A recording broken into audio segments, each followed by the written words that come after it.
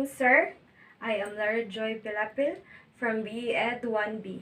So my topic for today it's all about the historical and legal basis of continuing professional development in the Philippines. So, Batas Pambansa 232, the Education of Act of 1982, Chapter 3, Duties and Obligation, Section 16. So, Batas Pambansa states as one of the teacher's obligation to assume the responsibility to maintain and sustain his professional growth and advancement. So, ang Batas Pambansa daw kay also known as the Education Act of 1982 is created to establish and maintain and complete, adequate, and integrated system of education. Relevant to the goals of national development, one of the members of educational community are the teachers, which are the people engaged in actual teaching and research assignment. Chapter 3, Section 16 of the Act states that teachers have the duty and obligation to maintain and sustain his professional growth and advancement and maintain professionalism in his behavior at all times. Ibig sabihin, dapat pagbutihin ng mga guro ang kanilang pagtuturo sa pamamagitan ng pagdaragdag ng mga bagong kaalaman sa kaniyang skill set at pagpapalalim ng mga kakayahan sa mga lugar kung saan siya ay produktibo na. So, number 2, RA 9155, an act in a framework of governance for basic education, establishing authority and accountability, renaming the Department of Education, Culture, and Sports as the Department of Education, and for other purposes, was enacted on August 11, 2001. So, Section 6 of Republic Act of 9155 state that the Department of Education shall be vested with authority, accountability, and responsibility for ensuring access to promoting equity and improving the quality of basic education. In Section 7, the Secretary of the Department of Education is given the power to exercise overall authority and supervision over the operation of the department.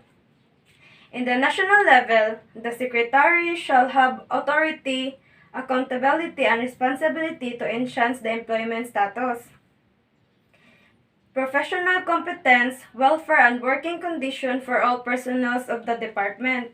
Furthermore, Section 7E of the Act grants the school heads the authority, accountability, and responsibility to encourage staff development by taking part in professional development of the learning staff. The best possible basic education can be given to all learners. So, number 3. RA 7836, the Teachers Professionalization Act, also provided for mandatory continuing professional education known as CPE, now referred to as Continuing Professional Development known as CPD. So, RA 7836, one of the objectives of Republic Act 7836 is the promotion, development, and professionalization of teachers and teaching profession. Aside from that, the licensure examination as a professional teacher is encouraged to grow professionally by taking merit examinations once in every 5 years as provided by Section 19 of this Act. The result of which shall serve as the basis of merit promotion as well as a salary adjustments. No fee shall be required in taking the merit examination. Due to lack of funding, has not been implemented at writing time of the reference book. Moreover, as stated in Section 23 of this Act, unjustified or willful failure to attend seminar, workshop, conferences, and the like or the continuing education program prescribed by the Board of Commission shall be an etiquette calls for the revocation of the teacher's certificate of registration. his suspension from the practice of the teaching profession, and cancellation of his temporary or special permit. Number 4. The Board of Professional Teachers also passed Resolution number 435-177 to adopt the Code of Ethics for Professional Teacher to the Prevention of Paragraph Article 11 of RA 7836, otherwise known as Article 11, otherwise known as the Philippine Teachers Professionalization Act of 1994. This Code of Ethics. So, Section 6 of the Republic Act 7836 stated that the Board of Professional Teachers shall have the duty to prescribe and adopt a code of ethical or professional standards for the practice of the teaching profession. To this provision, the BPT passed Resolution number 435, known as 177, to remind professional teachers to strictly adhere to observe and practice ethical and moral principles, standards, and values. Section 3, Article 4 of the Act states that every teacher shall participate in the continuing professional education program of the Professional Regulation Commission and shall such and other studies as well improve his efficiency, enhance the prestige of his profession, and strengthen his competence, virtues, and productivity in order to be nationally and internationally competitive. This ensures that learning will be facilitated by only the best and qualified people. Number 5. Executive Order number 266.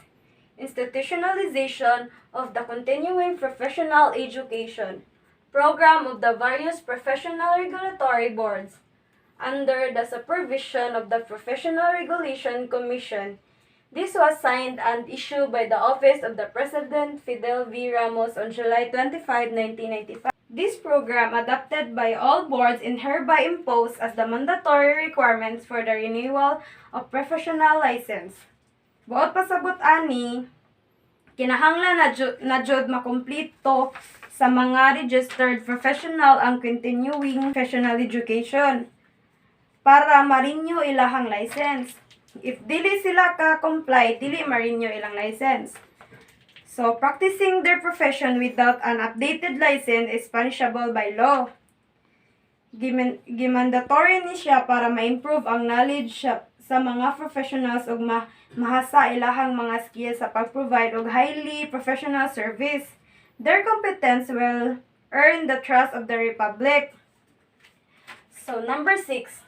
RA 10912, Continuing Professional Development Act of 2016, with the enactment of the law, CPD for all the 43 professions regulated by PRC, including the teaching profession, has become mandatory.